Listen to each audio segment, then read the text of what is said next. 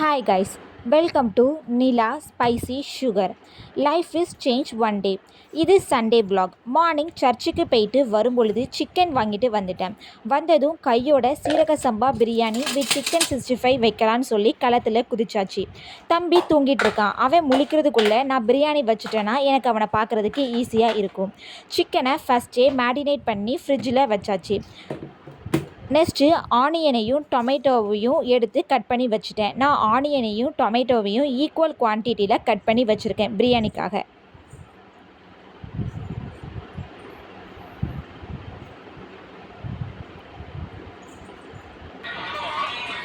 Chicken 65 பண்ணுறதுக்கு அதுக்கு தேவையான மசாலாவையும் ஆட் பண்ணி கொஞ்சம் டைம் ஊற வச்சிட்டோம் அப்படின்னா அதுவும் நல்ல செட் ஆகிரும்.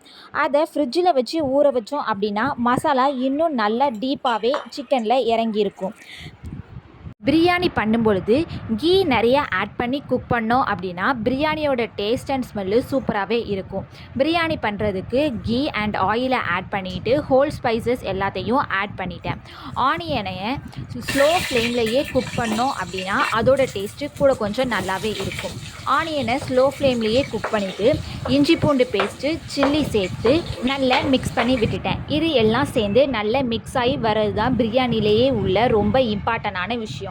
இது வதங்கி வர கேப்லேயே நான் ரைத்தா ரெடி பண்ணலான்னு சொல்லிட்டு அது ரெடி பண்ண ஸ்டார்ட் பண்ணிட்டேன். ஆனியனை கட் பண்ணி வச்சுட்டு தயிரை நல்ல பீட் பண்ணி எடுத்துகிட்டு நம்ம ரைத்தாக்கு ரெடி பண்ணோம் அப்படின்னா அதோட டேஸ்ட்டு சூப்பராகவே இருக்கும். அரிசியையும் கழுவி ஊற வச்சுட்டேன். இந்த சீரக சம்பா பிரியாணியை கரெக்டாக 25 மினிட்ஸ் ஊற வச்சு எடுத்தோம் அப்படின்னா பிரியாணிக்கு கரெக்டாக இருக்கும். பிரியாணிக்கு தேவையான கரம் மசாலாவையும் சில்லி பவுடரையும் ஆட் பண்ணி மிக்ஸ் பண்ணி வச்சுட்டேன். மிக்ஸி ஜாரில் ஒரு கை கொத்தமல்லி ஒரு கை புதினா சேர்த்துட்டு அது கூட ஒரு 2 சில்லியும் 4-5 சின்ன வெங்காயத்தையும் கட் பண்ணி இது கூட சேர்த்து நல்ல மிக்சியில் அரைச்சி எடுத்துட்டோம் அப்படின்னா இது பிரியாணிக்கு கூட கொஞ்சம் டேஸ்ட்டை கொடுக்கும். அதனால் இதெல்லாத்தையும் சேர்த்து நல்லா மிக்சியில் அரைச்சிட்டு வந்துட்டேன்.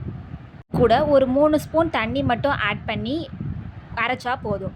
அரைச்ச விழுதை நம்ம ரெடி பண்ணிகிட்டு இருக்க பிரியாணியில் ஆட் பண்ணி அதையும் நல்லா மிக்ஸ் பண்ணி வச்சுட்டேன். நான் சைட்லேயே சிக்கன் 65க்கு பொரிக்கவும் ஸ்டார்ட் பண்ணிட்டேன். நம்ம மேரினேட் பண்ணி வச்சுருக்க சிக்கனையும் எடுத்து இந்த பிரியாணியில் ஆட் பண்ணிட்டேன். ஆட் பண்ணதும் சிக்கனுக்கு தேவையான தண்ணியையும் இதில் ஆட் பண்ணிட்டேன். நான் எப்படி மெஷர் பண்ணேன்னா 1 கப் சீரக சம்பா ரைஸுக்கு 1.5 கப்பு தண்ணிங்கிற மெஷர்மெண்ட்டில் அதில் சேர்த்து சிக்கன் நல்ல 75% வெந்ததுக்கு அப்புறம் நம்ம ஊற வச்சுருந்த அரிசியையும் அது கூட சேர்த்து மிக்ஸ் பண்ணிட்டேன். நம்ம அரிசியும் சம அளவுக்கு வர வரைக்கும் ஃபுல் ஃப்ளேமில் கொதிக்க வச்சுட்டு வந்ததுக்கப்புறம் 10 நிமிட்ஸ் லோ ஃப்ளேமில் குக் பண்ணணும். குக் பண்ணதுக்கப்புறம் ஒரு 20 நிமிட்ஸ் கேஸை ஆஃப் பண்ணிவிட்டு ரெஸ்ட் கொடுத்து எடுத்தோம் அப்படின்னா பிரியாணி செமையாக ரெடி ஆயிரும். இந்த மெத்தடில் தம் போட்டு எடுத்தோம் அப்படின்னா ரைஸு நல்ல குலையாமல் உதிரியாக டேஸ்ட்டாக நமக்கு கிடைக்கும். நல்ல சிக்கன் 65 பிரியாணி ரைத்தா வச்சு இன்றைக்கி மதிய சாப்பாடை சூப்பராக சாப்பிட்டாச்சு. உண்ட மயக்கத்தில் தூங்கலான்னு சொல்லி பார்த்தா கரெக்டாக ஐஸ் வண்டி சத்தம் கேட்டுட்டு சரி போய் ஐஸ் சாப்பிட்டுட்டு வரலான்னு சொல்லிட்டு வெளியில் போய் ஐஸ் வாங்க போயிட்டேன். இது எனக்கு ரொம்ப பிடிச்ச மேங்கோ பார் ஐஸ்கிரீம் தான் வாங்கிட்டு வந்தேன். வந்ததும் சாப்பிட்டுட்டு நல்ல ஒரு குட்டி தூக்கத்தை போட்டு ஈவினிங் எந்திரிச்சதும் என் பாப்பா மறுபடியும் பசிக்கின்னு சொல்லிட்டா. ஐயையோ என்னடா பண்ணேன்னு சொல்லி பார்த்தா ஃப்ரிட்ஜில் ப்ரெட் இருந்துச்சு, பன்னீரும் வாங்கி வச்சது இருந்துச்சு. சரி அதை வச்சு பன்னீர் சீஸ் சாண்ட்விச் பண்ணலான்னு சொல்லிட்டு அதை தான் பண்ணேன். இது வரைக்கும் இதை கடையில் நிறைய டைம் ட்ரை பண்ணி பார்த்துருக்கேன். டேஸ்ட்டு சூப்பராகவே இருக்கும். பட் 1 டைம் கூட வீட்டில் ட்ரை பண்ணது கிடையாது. இன்றைக்கி செஞ்சு தான் பார்ப்போன்னு சொல்லிட்டு இன்றைக்கி வீட்டிலையே ரெடி பண்ணேன்.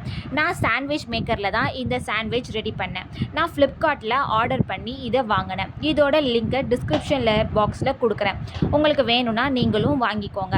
இதோட டேஸ்ட் கிட்டத்தட்ட கடையில் வாங்குற மாதிரியே வந்துட்டு கொஞ்சம் சொதப்பாமல் நல்லாவே வந்துருந்துச்சு. என்ன சாண்ட்விச் ப்ரெட்டாக இருந்தால் கூட கொஞ்சம் டேஸ்ட்டாக இருக்கும், அது மட்டும்தான் கொஞ்சம் குறைச்சல். மற்றபடி எல்லாமே நல்லாவே இருந்துச்சு. இதோடைய ஃபுல் ரெசிபியை நான் ஆல்ரெடி மினி ப்ளாகில் அப்லோட் பண்ணியிருக்கேன். உங்களுக்கு இந்த சாண்ட்விச்சோட ரெசிபி வேணும்னா அதில் பார்த்துக்கோங்க. ஓகே, நெக்ஸ்ட் ப்ளாகில் பார்க்கலாம். பாய்.